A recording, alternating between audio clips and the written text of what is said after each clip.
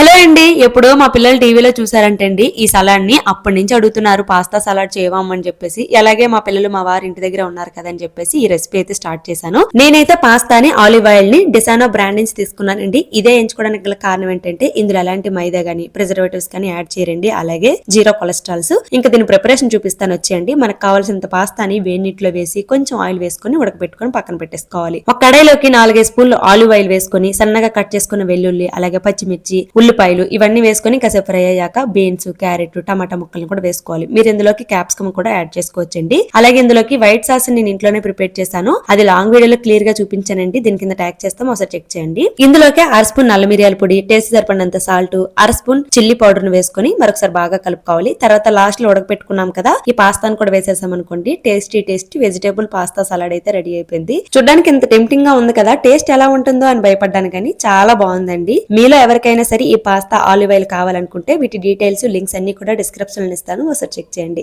మీరు ఎప్పుడైనా ఈ వెజిటేబుల్ పాస్తా సలాడ్ ని ట్రై చేశారా? చేయకపోతే ఒకసారి ట్రై చేయండి. అలాగే ఈ వీడియో నచ్చితే ఒక లైక్ చేసి ప్లీజ్ సబ్స్క్రైబ్ చేయండి.